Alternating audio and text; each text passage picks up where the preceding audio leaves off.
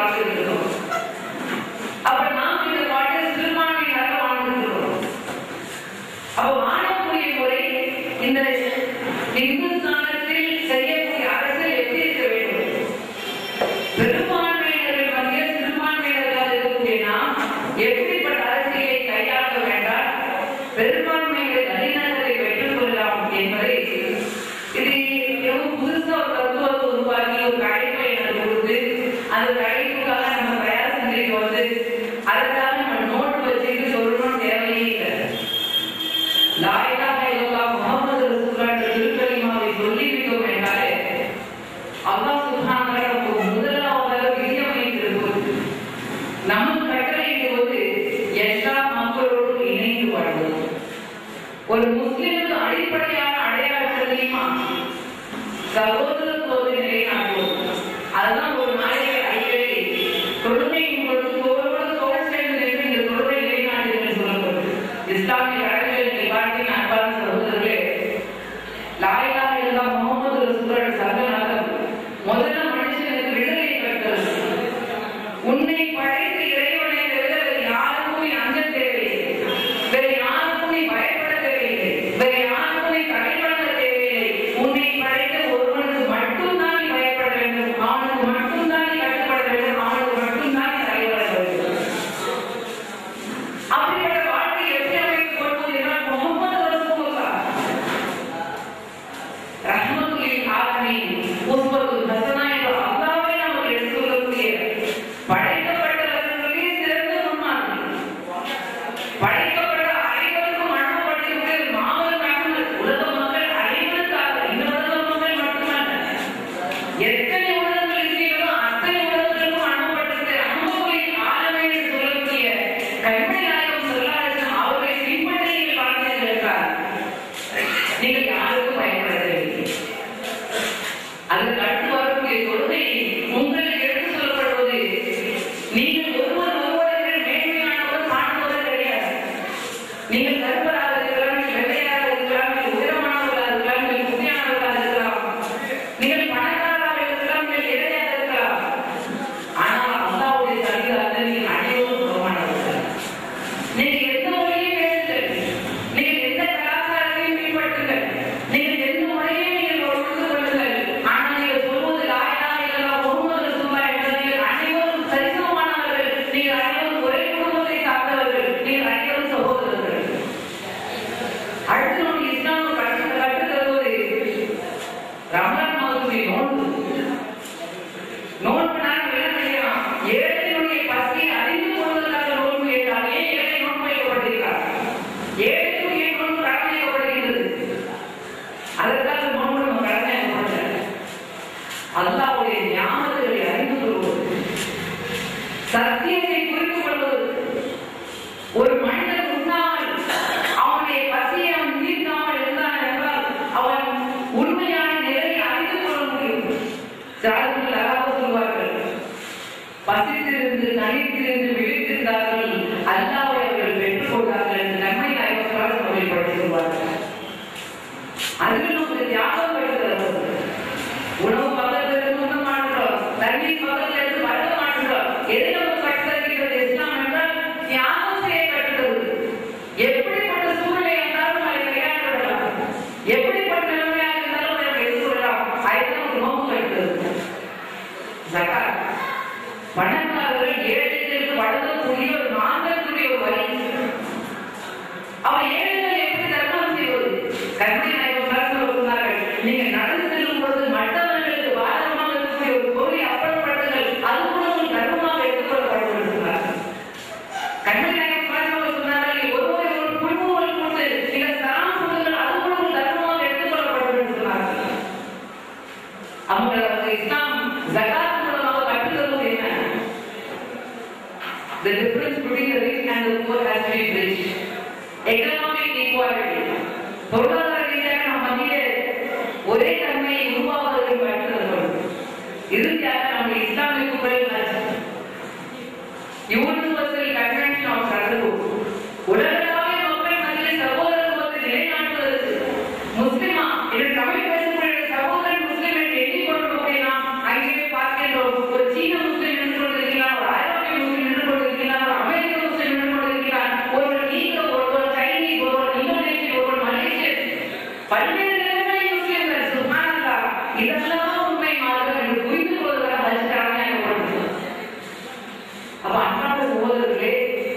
நாம் திறந்து பின்பற்றி வாழ்க்கை நாம் முழுமையாக ஏற்றுக்கொண்டிருக்கக்கூடிய இந்த மார்க்கமான இஸ்லாத்தை நம்முடைய முன்னோர்கள் தங்களுடைய பொது வாழ்க்கையில் அரசியலில் கூட விட்டுவிடவில்லை. ஆயுதங்களை பற்றி சொல்லும்போது சொல்வார்கள், தியாகம் மேலாக சொல்வார்கள். ஆனால் காந்தியடிகளை பற்றி சொல்வது என்பது கருத்து. He spoke politics on religious platform and he spoke politics on political platform. ஆனால் காந்தியடிகள் அவர்கள் அரசியலை பற்றி பேசுவார்கள், ஆன்மீக மேடையிலும் அரசியலை பேசுவார்கள், அரசியல் மேடையிலும் அரசியலை பேசுவார்கள் சொல்லப்படுவான். ஆனால் கண்ணியத்துடைய காகிதங்களை பற்றி பேசும்பொழுது திராவிடர்கள் அவர்கள் சொல்வார்கள், he spoke religion on political platform and he spoke religion on political platform. அரசியல்வாதியாக மட்டுமல்ல, ஆன்மீகவாதியாக தன்னுடைய மார்க்கத்தை எந்த வேளையிலும் எடுத்துக் கொள்ளக்கூடியவர்களாக கண்ணியத்துடைய காகிதங்கள் அவர்கள் இருந்தார்கள். அவர்கள் எந்த அளவு சமுதாய நிலவரத்தை பேணி காத்தார்கள். இன்னைக்கு பார்க்கக்கூடிய அரசியல் அதான் நம்மை காப்பாற்றுவார்கள். சோதர்களே, 10 மணி பிறகு போடக்கூடிய டிவி அதில் வரக்கூடிய நிகழ்ச்சிகளில் ஒரு இயக்கம் இன்னொரு இயக்கத்தை பற்றி பரிசாட்டி பேசுவது, அந்த இயக்கத்துடைய நிகழ்ச்சி முடிந்தவுடனே இன்னொரு சேனலில் நீ பண்ணினா இந்த தலைவர் சொல்லப்பட்டேனும் அப்படியே புரட்டி அவர்களுக்கு அதான் காப்பாற்றுவாங்க. காகிதங்களை பற்றி சொல்வது சான்றிதழ் அவர்கள் சொல்லுவார்கள். அந்த தமிழகத்தில் ரொம்ப விளம்பரம் ரொம்ப மோசமா பேசுவாங்க. காகிதங்களை பற்றி அவங்களாக பேசுவார்கள். அவர்கள் எழுந்ததாக இருந்தார்கள் என்று கதை காகிதங்களை சொல்லுவாங்க. என்ன தலைவர் உங்களை பற்றி இப்படி பேசுறாங்க, என்னென்ன எதிர்த்து பேசக்கூடிய உரிமையை கூட அவங்க காகிதங்களை சொல்லுவாங்க. பூர்த்தியா இருக்கிறது பேசிட்டு போடுறாங்க. இன்னும் ஒரு நாட்டுக்கு இன்னும் மோசமாக பேசுவார்கள், இன்னும் கேவலமாக பேசுவார்கள். இவர்களெல்லாம் ஒத்துக்கொள்ள முடியாது. இளமை குறிப்பு கொஞ்சம் சொல்லுவாங்க, இல்ல தலைவர் நீங்க எங்களுக்கு உரிமை உண்டாவிட்டாலும் கூட அனுமதி உண்டாவிட்டாலும் கூட நாங்கள் அவரை ஏற்றி பேசத்தான் போகிறோம், அவர்களை பற்றி நம்ம தரக்குறைவாக நாங்கள் விளம்பரம் செய்யலாம் போகிறோம் சொல்றோமே. காகிதங்கள் நம்முடைய அவர்கள் சற்று கோபப்பட்டவர்களாக சொல்வார்கள். ஏற்கனவே இவ்வளவு பிரிவானவர்களுக்கு தவறு செய்வதில் அவர்களுக்கு இருக்கக்கூடிய பிரிவாதான், நன்மை செய்வதில் உங்களுக்கு இருக்கவே அதனால் நம்முடைய மாற்றம் கற்றுக் கொடுத்து சொல்வார்கள். அந்த அளவு சமுதாய நதிநகத்தை அவர்கள் கட்டுக்கோப்பாக இருந்தார்கள். எனவே இந்த கதையை பற்றி சொல்லும்போது பழச்சேன் அவர்கள் சொன்னார்கள், சரியான தலைப்பு சரியானவர்கள் கொடுக்கப்பட்டிருக்கிறது. ஏன்னா திராவிடர்களுடைய பிறந்த நாட்களாவை நம்முடைய இயக்கம் எப்படி கொண்டாடுகிறது என்றால் சமுதாய நல்லிணக்கம். ஒரு 25-30 ஆண்டுகள் அரசியல் செய்தார்கள். இந்திய யூனியன் முஸ்லிம் லீக்குடைய தலைவராக இருந்து அரசியல் செய்தார்கள். இந்திய யூனியன் முஸ்லிம் லீக்குடைய தலைவர் அவர் இறந்து விட்டார். 1990 ஆண்டு ஏப்ரல் 11 அவர் மௌத்தாகிவிட்டார். இந்நாள் கதை விநாயகர். முதல் இரண்டு செய்தி யாரிடம் வருவது தெரியுமா? ஒரு முஸ்லிம் லீக்குடைய தலைவர் மௌத்தான பிறகு முதல் இரண்டு செய்தி எங்களுக்கு வருவது பாரதிய ஜனதா கட்சியுடைய தலைவர் இல்லாத தேர்தல் செய்தி வருது. என்ன இருக்கிறார் தெரியுமா? மூதனுடைய பாரதியில் அவருடைய கட்டுரையாக எழுதார், என்னுடைய நெஞ்சத்தில் இடம்பெற்ற ஒரு தலைவர் என்னுடைய அருமை நண்பர் அப்துல் சமத் மறைந்து விட்டார். வந்து இரங்கல் செய்திகளிலே என்னுடைய மனதை மிகவும் கவர்ந்து அவருடைய இரங்கல் செய்தார். அதில் அவர் எழுதார், இராஜேஷன் அவர் எழுதார், எப்படிப்பட்ட உறவு முறையை சினாஜிகள் அப்துல் சமத் அவர்கள் வைத்திருந்தார்கள் என்றால், யாராவது காஞ்சிபுரத்துக்கு வந்து தெரியுமா? Anybody from Kanchipuram? சரி, காஞ்சிபுரம் போயிட்டு இருக்கீங்க யாராவது? காஞ்சிபுரத்துக்கு போயிருந்தீங்கன்னா நீங்க பாப்பீங்க, அந்த கோவில் இருக்கு பாருங்க. அப்ப பெரியவர் நல்ல செய்திருந்தார். கோவில் மடாதிபதி அவருடைய தூங்கக்கூடிய இடத்துக்கு பக்கத்தில் அந்த செவுறு முடிஞ்ச உடனே பள்ளிவாசல் ஆரம்பமாகும். காஞ்சிபுரத்தில் பார்த்தீங்கன்னா கோவில் மடாதிபதி இந்த கோவிலுடைய இது முடிஞ்ச உடனே பள்ளிவாசல். இரவெல்லாம் பூஜை நடத்திவிட்ட பிறகு பெரியவர் இருக்கக்கூடிய தேவ சரஸ்வதியில அதுக்கு மேல இறந்துட்டார். நைட்லாம் பூஜை செய்வார், யாரும் செய்வார். செஞ்ச பிறகு அவர் தூங்கக்கூடிய நேரம் காலை 4 மணிக்கு பிறகு அவர் தூங்கி சில மணி துணிகளில் பள்ளிவாசலிருந்து காலை பஜன் தொழுகை நேரம் வாங்கோசை கேட்கிறார். அந்த வீட்டில் வாங்கோசை கேட்டவுடனே பெரியவரை முடிச்சிருவார். முடிச்ச அந்த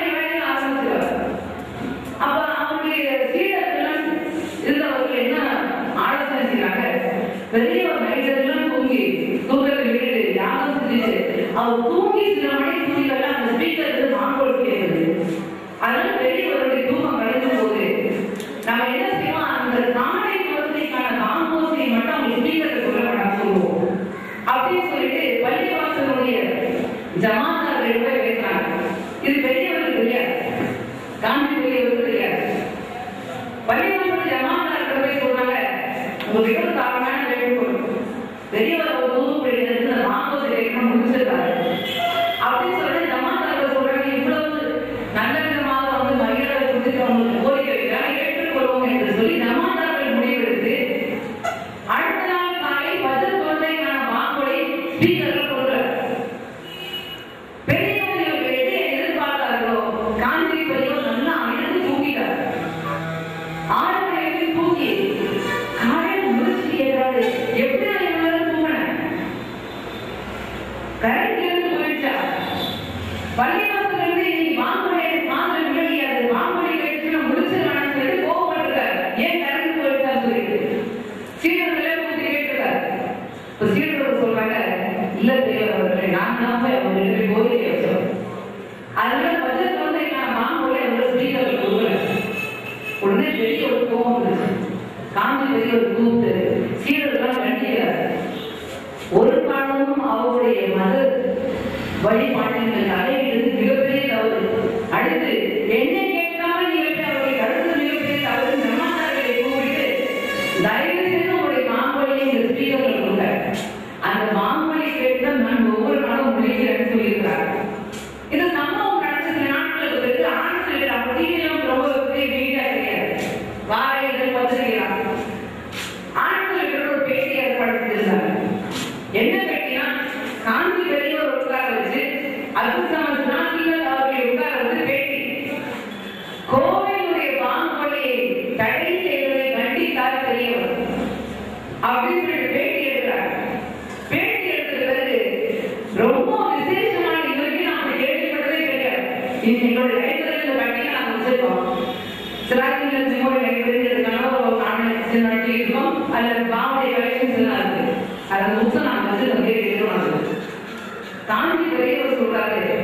அந்த பேட்டியின் பொழுது ஆண்கள் அந்த பேட்டியை சொல்றாங்க, உங்களுக்கு ஒரு விஷயம் தெரியுமா, முஸ்லிம்கள் சொல்லக்கூடிய அந்த மாங்கோலை எனக்கு மனப்பாடமாக இருக்கின்றது,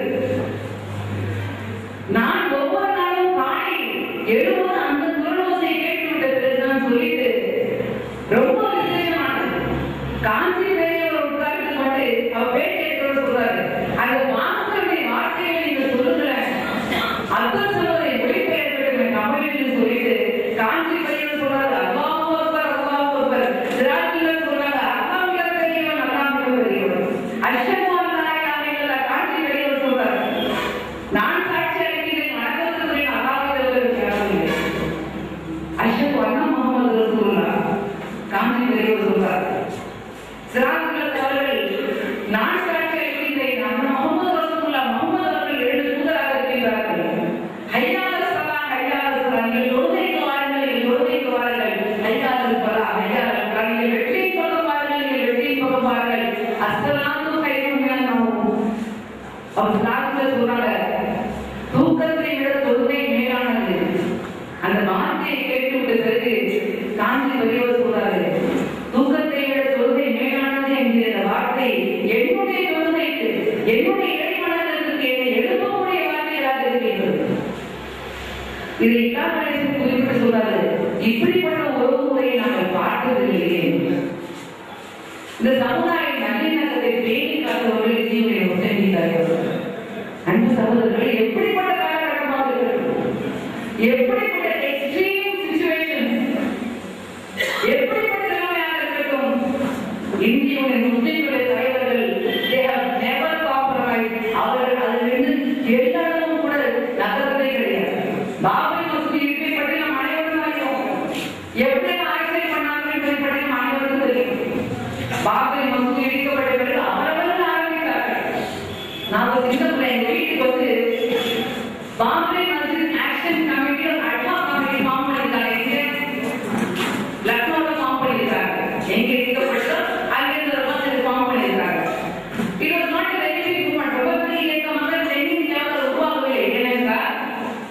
இந்தியாவுடைய முஸ்லிம்களுடைய தலைவர்கள் அந்த அளவுக்கு கட்டுக்கோப்பாக இந்த சமுதாயத்தை வைத்திருந்தார்கள். இன்றைக்கு நாம் நம்முடைய தாய் சபையின் அகில பூஜைகளாகவும் நம்முடைய மாநில தலைவராகவும் பெற்றுக் கொள்ளக்கூடிய மனிதர்களின் முடிவுகள் அவர்கள் திருப்தியில சொன்னாங்க. ஒரு பெரும் கூட்டம் கூடி வந்துருச்சு. கடலான ஒரு எல்லையை தாண்டி செல்லக்கூடிய நிலைமை. போலீஸ் பட்டுதான் நிற்கிறது. அவங்க எல்லாம் பயணிகளுடன் நிற்கிறாங்க. அங்கே போலீஸ் கமிஷன் நம்முடைய பேராளர்களை அழைத்து அவருடைய கையில் ஜீவனக்கூடிய மையை கொண்டு என் லைசன்ஸை கோரிக்கை வைக்க பயணிகளுடன் இருக்கிறாங்க. நான் இங்கே உயிர் சேதப்படுவது விரும்பவில்லை. அப்ப பேராசிரியர் அவர்கள் கையில் மையை வாங்கி கொண்டு வந்தது பெரும் கூட்டத்தை பார்த்து கண்ணீர் கருத்தை விடுறாங்க. இரண்டெல்லாம் விழிக்கப்பட்டிருப்பது நிச்சயமாக மன்னிக்கப்பட முடியாத குற்றம். ஆனால் இதற்கு தண்டனை அல்லாஹ் வழங்குவான். இதற்குரிய நீதியை அல்லாஹ் வழங்குவான். அருமை சமுதாயத்தில் சென்று விடுதல் இன்றைய நமக்கு தேவை. சமுதாய நல்லிணக்கம் இது அங்கே நடக்கக்கூடிய ஒரு சம்பவம். நம்முடைய தமிழகத்தை காப்பாற்ற நம்முடைய உரிமை என்று சொன்ன வார்த்தைகளை கேட்டு அப்படியே அமைதியாக இருந்தார்கள். அந்த பாம்பே மத்திய ஆக்ஷன் கமிட்டி நம்ம வீட்டுக்கு வந்திருக்காங்க. சிராஜுக்கு மணிக்கணக்காக பேசுறாங்க. It should become an all India movement. We all have to unite together. We have to fight for the right of Babri Masjid. எல்லாம் பேசிட்டு இருக்காங்க. நாங்க பார்த்துட்டு இருக்கோம். எங்க வார்டே ஒரு மேல் கேட்டுட்டு இருக்காங்க. சொன்ன வார்த்தை எல்லாம் கேட்டுட்டு This is the incident that happened in one small town in North India. என்ன சொல்றாங்க தெரியுமா? இது ஒரு சம்பவம் வட இந்தியாவில் இருக்கக்கூடிய ஒரு நகரத்தில் ஒரு சின்ன ஊர்ல நடந்தது. We are living in communal harmony in Tamil Nadu. Even tomorrow I am going to inaugurate a masjid in one of the villages of Tamil Nadu. நான் வாழ்ந்து கொண்டிருக்கிற தமிழகத்தில் நாளைக்கு கூட நான் தஞ்சை மாவட்டத்தில் கூடிய ஒரு குக்கிராமத்தில் பள்ளிவாசல் திறப்புக்காக நான் போக போறேன். நான் வாழக்கூடிய என்னுடைய மாநிலத்தில் எந்த விதமான பிரச்சனையும் இல்லை. அந்த பிரச்சனை முதல்ல அங்கேயே சால்வ் பண்ண பாருங்க. நீங்க சட்ட ரீதியாக அதுக்காக வேண்டிய முயற்சிகளில் ஈடுபடுங்க. உங்களுக்கு உதவி பிறகு தேவைப்பட்டதெல்லாம் நாங்கள் அறிவிக்கிறோம். இப்பொழுது அந்த பிரச்சனையை கொண்டு வராங்கன்னு சொல்லிட்டு செய்தியை ஒரு அறிவிக்கிறார். We do not want to be part of the Babri Masjid Action Committee. என்ன வாக்குவாதம் வைத்தார்கள் என்றால் ஒரு பள்ளிவாசல் அங்கே அழைக்கப்பட்டது, ஒரு பள்ளிவாசல் அங்கே அரைமணமாக்கப்பட்டது என்பதற்காக நாம் காலகாலமாக வாழ்ந்து கொண்டிருக்கக்கூடிய சகோதரத்தை இந்த ஒரு உறவை முறித்து விடக்கூடாது. இங்கே நாங்கள் மாமன் மச்சான்களாக சகோதரிகளாக ஆண்டாண்டுகளாக வாழ்ந்துட்டு வரோம். அங்கே நடந்த ஒரு பிரச்சனைக்காக இங்கே நாம் நம்முடைய விபத்தை இழந்துவிடக்கூடாது என்ற கொள்கையை அவர்கள் தீரமாக்குகிறார்கள். அன்பான சகோதரர்களே, அந்த கொள்கை தான் நம்மை காப்பாற்றுகிறது. இப்போ வந்து ஒரு 10 ஆண்டுகளுக்கு பிறகு 27 பேர் ரிலீஸ் பண்ணியிருக்காங்க.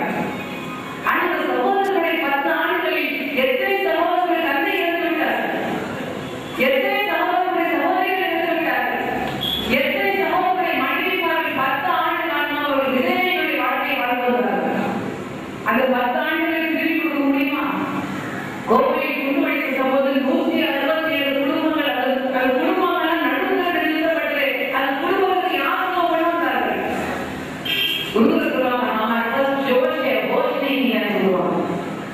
அதான் என்ன சொல்லுவாங்க, ஆவேசருக்கு மூட அளவு தான் இருக்கிறோம். சும்மா ஆவேசம் ஆவேசம் என்பது எந்தரையும் உருவாது சகோதரர்களே.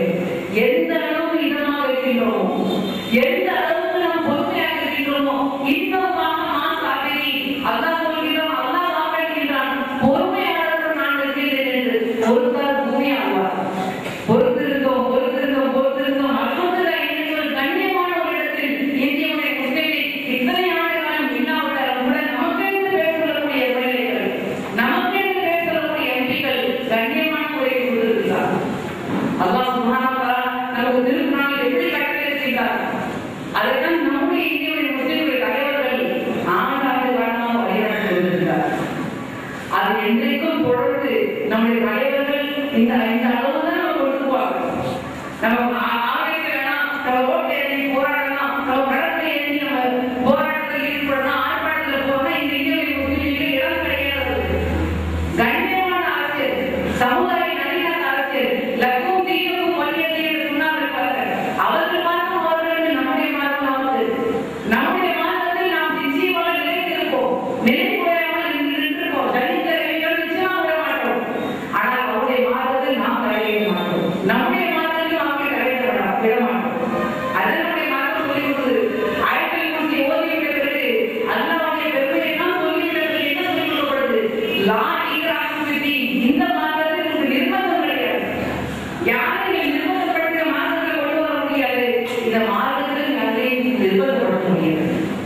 நம்முடைய மார்க்கம் நமக்கு சொல்லி இருக்க எல்லாம் நம்ம கப்பலை கட்டளை இருக்க அதை பேணுவதுதான். அது பொது வாழ்க்கையாக இருந்தாலும் சரி, தனிப்பட்ட வாழ்க்கையாக இருந்தாலும் சரி, அரசியல் வாழ்க்கையாக இருந்தாலும் சரி, அல்லாஹ்வுடைய வார்த்தையை நாம் பின்பற்றினோம் என்றால் நிச்சயமாக வெற்றி உண்டு இன்ஷா அல்லாஹ். அப்படிப்பட்ட அரசியலை நீ நடத்த வேண்டும். இப்ப எம்பி ஆகணும், எம்எல்ஏ ஆகணும், பஞ்சாயத்து உறுப்பினர் ஆகணும், பஞ்சாயத்து தலைவர் ஆகணும், நீங்க எழுதியா அது நமக்கு எதிராக இருக்கக்கூடாது. இந்த உலகத்திலும் வெற்றி, மறு உலகத்திலும் வெற்றி. இப்ப நான் என்னுடைய நோக்கம் என்ன, நான் எம்பி ஆகணும் என்று பொதுநல சேவை செய்யறதுனா எனக்கு வெற்றி கிடையாது. அல்லாஹ்வுடைய பொருத்தம் வேண்டும் என்று பொதுநல சேவை செய்யறதுனா அதன் வெற்றியை கொடுப்பான், அல்லாஹ் எனக்கு வரத்தை கொடுப்பான். அந்த இடத்தை முதல்ல மனசுல கொடுப்பான். அதுதான் கற்பனை நாயகம் சொன்னார்கள், இன்னொரு ஆவலும் செய்யா உங்களுடைய அனைத்து செயல்களுக்கும் அடிப்படையாக அமைவது என்ன, உங்களுடைய நியத்.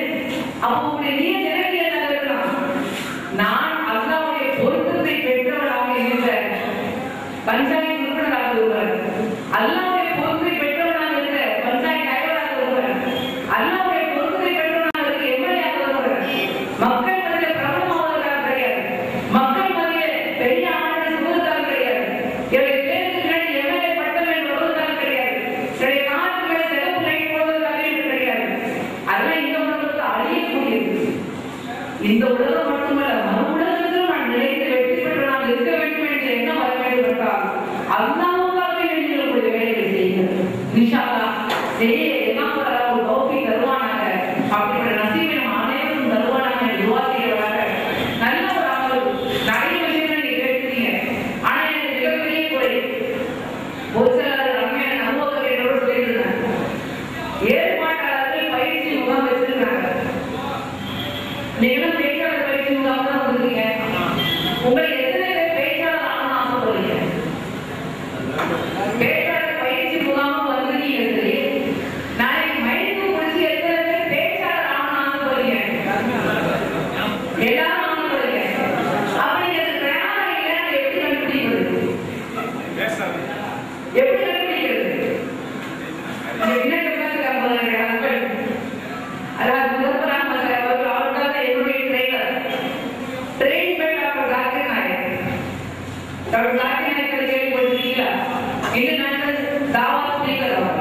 இஸ்லாத்தை மற்றவர்கள் வெற்றி வைப்பது அவர்கள் ட்ரைனிங் வாங்கி வந்தவங்க சைலண்டா வந்துருக்கோம். முஸ்லீம் மேல அதிகமா பேசுவது கிடையாது, அது பெரிய படம். என்னுடைய ட்ரெயினர் அவங்கதான். இத்தனை சமூகங்கள் மத்தியில ஒரு தனி பெண்ணாக இருந்து பேசுவது தைரியம் கொண்டவர்கள் அல்லாஹ்வுக்கு பிறகு அவங்கதான். அவ அடுத்த வாட்டி வந்து உங்ககிட்ட நான் வெளியே கோரிக்கை, இன்னைக்கு மழை தலைவர் என்ன சொன்னாங்க, பெண்களுக்கும் பயிற்சி மன்றம் எங்கேயும் சொன்னாங்க. இப்ப நம்ம பெண்கள் எங்கேயும் முடிஞ்சது, எங்கேயும் முடியல பெண்கள். நீங்களும் சொல்லுங்க, ரோட்ல போயிட்டு பொம்பளைங்களை ஆண் சொல்ல முடியுமா? கற்பனை நாயகம் போருக்கு போனாங்க. இஸ்லாமிய சரித்திரம் தெரியலாம் உங்களுக்கு. யாரெல்லாம் போருக்கு போயிருக்காங்க சொல்லுங்க. ரசூல் ஸல்லல்லாஹு அலைஹி வஸல்லம் கூட யாரெல்லாம் போருக்கு போயிருக்காங்க?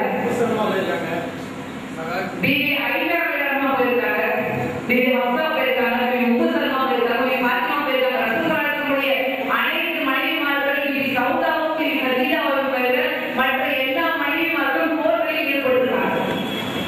கற்பனை நாயகம் ஸல்லல்லாஹு மஷூரான முக்கியமான முடிவுகள். கற்பனை நாயகம் மஸ்ஜித் நபவியில் அவர்கள் உட்கார்ந்து பேசுவார்கள். எதிரே ஆண்கள் சஹாபாக்கள் கூட இருக்கும், பின்னாடி பெண் சஹாபாக்கள் கூட இருக்கும். பெரியவர்களுக்கு மகரை பற்றி பேசும்பொழுது சையதுனா உமர் இப்னு கிலாஃபத்திலே மகனுக்கு ஒரு எல்லை வச்சுக்கணும்னு சொல்றாங்க. கூட்டத்தில் இருந்த ஒரு பெண்மணி என்ன சொல்றாங்க, யார் சையதுனா உமர் அவர்களே, அல்லாஹ்வும் அல்லாஹ்வுடைய ரசூலும் வைத்திருக்கிற சட்டத்தை நீங்க வரம்பு வைக்கிறீங்களா? அல்லாஹ்வே மகனுக்கு ஒரு வரம்பு கொடுக்கல, அல்லாஹ்வுடைய ரசூலும் அந்த மகனுக்கு ஒரு வரம்பு வைக்கல, அப்ப நீங்க யாருன்னு கேட்டாங்க. அந்த வார்த்தை கேட்டவுடனே சையதுனா உமர் என்ன சொன்னாங்க, அந்த சகோதரி சொல்லக்கூடிய வார்த்தைகள் சரி, நாட்டில கூட்டத்தை இப்பொழுதே கடைபிடிக்கிறேன்னு சொன்னாங்க. என்ன அர்த்தம்? முக்கியமான முடிவுகள் எடுக்கக்கூடிய கூட்டத்தில் பெண்கள் வாங்கிட்டு இருக்கிறாங்க. அந்த பெண்கள் யார்? எங்கிருந்து வந்தாங்க அந்த பெண்கள்? அந்த சஹாபாவுடைய குடும்ப பெண்கள். அப்ப அருமை நம்பிக்கை உங்களை பார்த்து நான் கேட்கிறேன், நீங்க அடுத்த பயிற்சி முகாமுக்கு வரும் பொழுது உங்களுடைய சகோதரிகள், உங்களுடைய மனைவிமார்கள், உங்களுடைய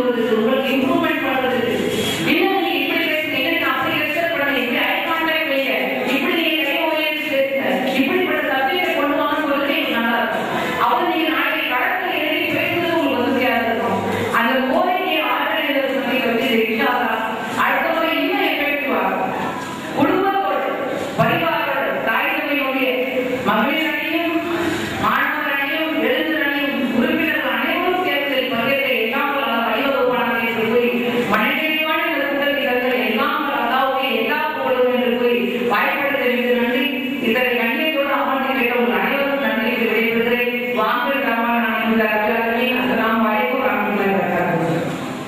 சகோதரர்களே, 3 பேர் பேசியிருக்காங்க. இந்த சப்ஜெக்டை குறித்து நீங்க கேட்கிறீங்களா? பொதுவான கேள்வி இவங்க கேள்வி கேட்கலாம். அஸ்ஸலாமு அலைக்கும். அஸ்ஸலாமு அலைக்கும். அஸ்ஸலாமு அலைக்கும்.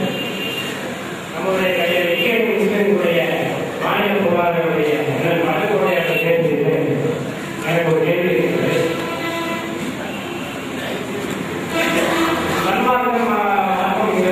பேசும்போது வழிபாடுகளுடைய இடத்திலே சென்று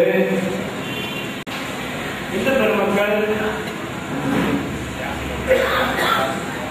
வழிபாடுகளுடைய இடத்தை சென்று வழிபாடு அரங்கத்திலே சென்று இந்து பெருமக்கள் யாசி வருகிறார்கள் நம்பிக்கை இருக்குது அப்படின்னு சொன்னாங்க.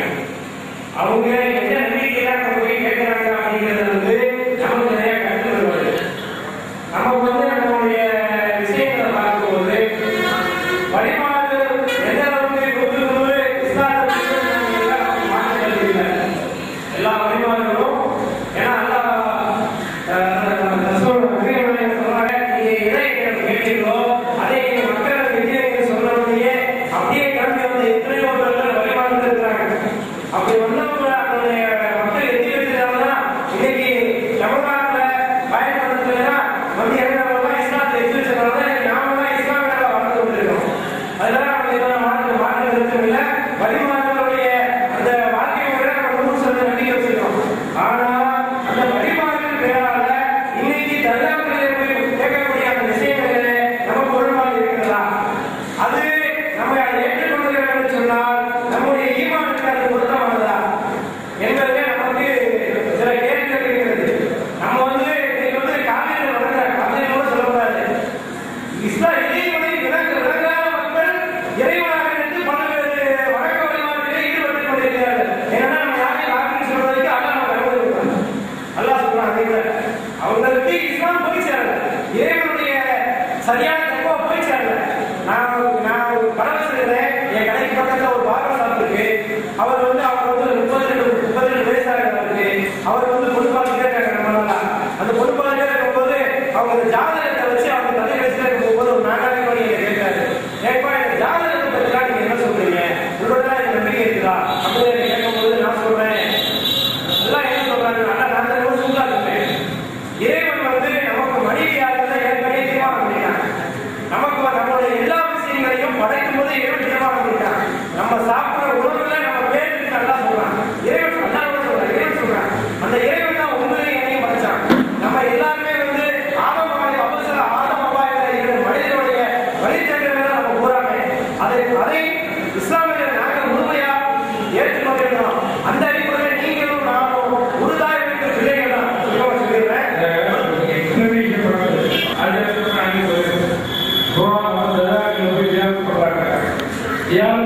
அடிப்படையில் பார்க்கும்போது ஒரு நாள் ஒரு பழத்தை செய்யறாங்க. எல்லா விஷயத்துக்கும் உடன்பாடு இல்லை. முஸ்லீம்களுடைய இடவழியை பொறுத்தவரைக்கும் அரசியல் ரீதியாக எல்லா தரப்பினரும் வாழ்க்கை விஷயத்துக்கு நாம் கண்டிப்பா போவதில்லை. தியாகத்தின் அடிப்படையில் பெரியவர்களுக்கு நம்ம வாழ்க்கையில் வந்து இறைவர்கள் துவாசிக்கிறோம். நாமளும் அவங்க செய்கிற நல்ல காரியங்கள் தொடர்ந்து ஈடுபடுத்து சொல்றதுதான் இதனுடைய ஒரு தாற்பயம். அவங்களுடைய தியாகத்தின் அடிப்படையில் போகும்போது அவர்கள் செய்யக்கூடிய அந்த பணிகளில் நாம இருக்கிற துவாசிக்கிறோம். ஏதாச்சும் நடக்கக்கூடிய விஷயங்கள் அவங்க ஒரு நாள் ஒரு ஊரில் ஒரு வாரம் இருக்குது. காயப்படக்கூடிய அனைவரும் வேலையா இருக்குது. திருச்சியில் அந்த மாதிரி இருக்குது. முத்துப்பேட்டையில் அந்த மாதிரி இருக்குது. அதாவது ஒரு நாள் இல்லாமல் இருக்கீங்க. நான் போறதுக்கு நான் போகிறேன் அவங்களுக்கு துவா செய்யறோம். நாமளும் அவங்களுக்கு இஸ்லாத்துக்காக பாடுபடுறாங்க. அதுபோல நாங்களும் பாடுபடுறோம். அது செஞ்சு நான் சொல்றது என்னன்னா அந்த ஈமான் அப்படிங்கிறத நமக்கு பக்தி விட நம்பிக்கை ஈமான் முக்கியமான பக்தி கூடவா குறைவா முக்கியம். ஆனா ஈமான் முக்கியமான லா இலாஹ அது ரொம்ப முக்கியமான. மற்றவர்களுக்கு நம்பிக்கையை விட பக்தி தான் முக்கியம். அவர்களுக்கு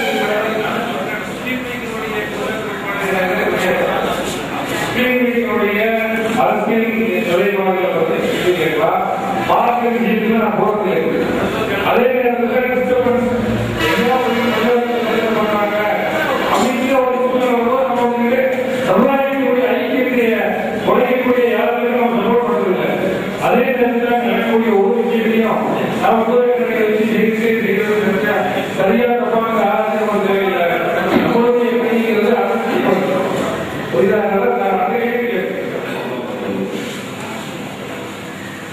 முஸ்லீம்களுடைய வளர்ச்சி இப்போ 4-5 மாதமாக கொஞ்சம் சோர்வாக இருக்கிறது. நாம் எல்லாரும் கட்சியுடைய செயல்பாடுகள் பற்றி மக்களுக்கு எதை நாம் எடுத்து வைத்தாலும் இன்றைய காலகட்டத்தில் ஆண்களாகவும் பெரியவர்களாகவும் இளைஞர்களாகவும் மாணவர்களாகவும் அவர்கள் தக்க வைக்க வேண்டும் என்று சொன்னால் அதற்கு நம்முடைய மாநில தலைவராகவும் மாநில பொதுச் செயலாளராகவும் அதன் காயப்படுவாளராகவும் இவர்களால் என்ன முயற்சி எடுத்து அவங்க ஒரு வழிகாட்டு செய்யலாம். இதன் முக்கிய பங்கு இருக்க வேண்டிய நிலைமை நமது சிறார்களுக்கு அவர்களை முத்தாக்கி இருக்கக்கூடிய அவர்களுக்கு நிச்சயம் ஒரு கருவு என்னவென்று கேட்டால் தமிழர்களோடு நீங்கள் சுற்றுப்பயணம் செய்ய வேண்டும். இப்ப நாங்கள் மட்டும் சொல்றீங்களா? நாங்கள் மட்டும் வந்தால் கட்டார் இந்திய முஸ்லிம்கள் நம்ம ஒவ்வொருத்தர் நம்ம அதே கட்சிகள் நிர்வாகிகளும் அதிக திறன் என்று சொன்னால் இவர்களுடைய பெற்றோர்கள் சகோதரிகள் மனைவிகள் இவர்கள் எல்லாருக்கும் ஒவ்வொரு முறையும் நீங்கள் வந்து அழைத்து நம்முடைய மார்க்கத்துடன் கலந்த இந்த நம்முடைய கட்சியினுடைய வெற்றி வைக்க கடமை உங்களை சார்ந்தது. காரணம் இரண்டு வருடங்களாக உங்களை நான் சரியாக இருந்திருக்கிறேன். உங்களுடைய பேச்சுகளை கேட்கக்கூடிய சூழ்நிலை உள்ளது. ஆனால் தமிழக உணவும் உங்கள் பாதுகாப்பு பணியும் உங்களுடைய பேச்சுகள் மகளிர் மத்தியில் பதிய வேண்டும் என்று கேட்டுக்கொண்டு வருகிறேன்.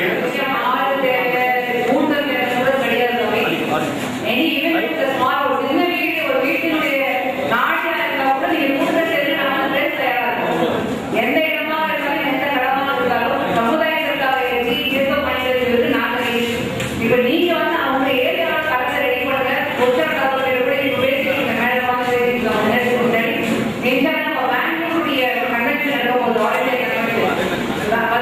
போது அது முடிஞ்ச பிறகு தமிழகம் முழுவதும் ஒவ்வொரு மாவட்டமாக ஒவ்வொரு ஊராக ஒவ்வொரு ஊரையும் 2 நாள் கொடுக்குறோம்.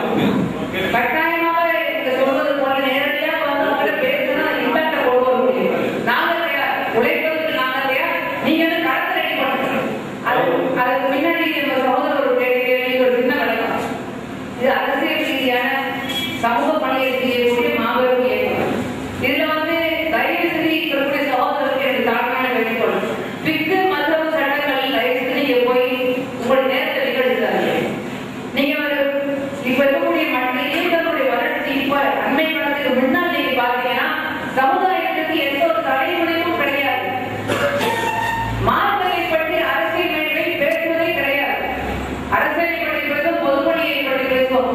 இது தொப்பி போடுறது சட்டம், வெள்ளவாளர் சட்டம், அரட்டை போட்டு தொகைக்கு போகக்கூடிய சட்டம், இதெல்லாம் வந்து எப்ப ஆரம்பிச்சது அன்னைக்கு நம்ம சமுதாயத்துக்கு பெரிய பித்தனாவும் பராமரி முசிபத் கொடுத்துருக்கு. அதான் நம்ம பாதுகாப்பான அதாவது உண்மையுமே என்னுடைய தாழ்மையான வேண்டுகோள். காவல்துறையை பார்த்து எல்லா மக்களும் விட்டு சொல்றாங்க. தப்பிய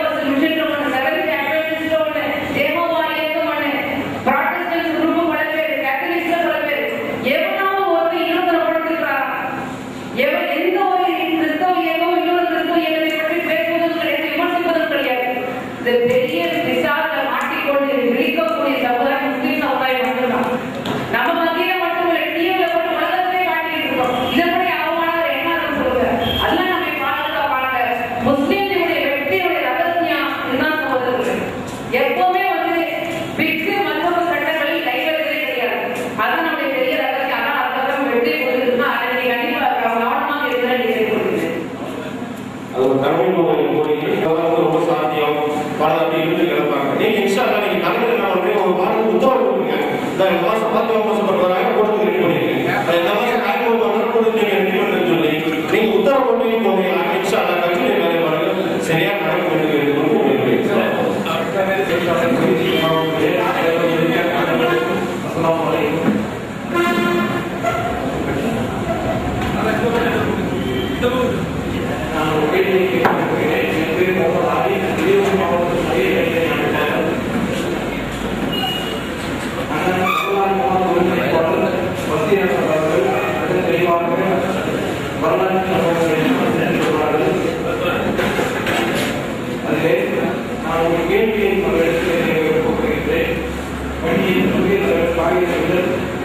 இன்றைக்கு இருக்கக்கூடிய இந்திய யூனியன் முஸ்லீம் லீக்கை உருவாக்கியவர் அவர் அதிகமாக நாடாளுமன்றத்திற்கு எந்த தொகுதியில் இருந்து சென்றார்கள்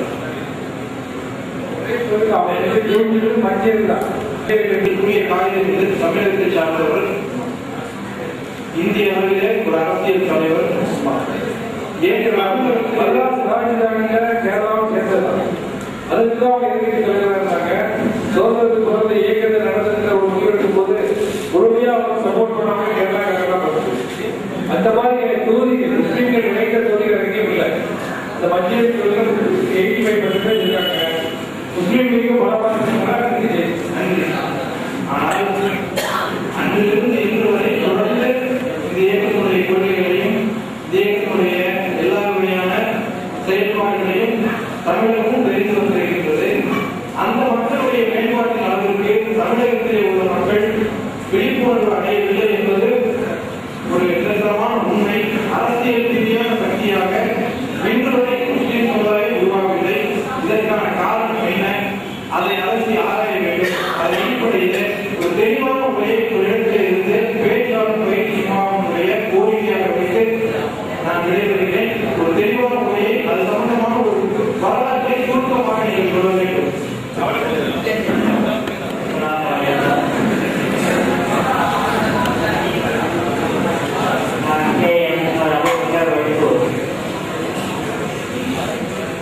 அன்பு சகோதரி பாத்திமா அவர்களுடைய பேச்சை நான் இதுவரை கேட்டதே இல்லை. இப்பொழுதுதான் நான் முதல்வராக கேட்டிருக்கிறேன். இதிலிருந்து ஒவ்வொரு பெண்ணும் ஒவ்வொரு இஸ்லாமிய பெண்ணும் இப்படித்தான் இஸ்லாமிய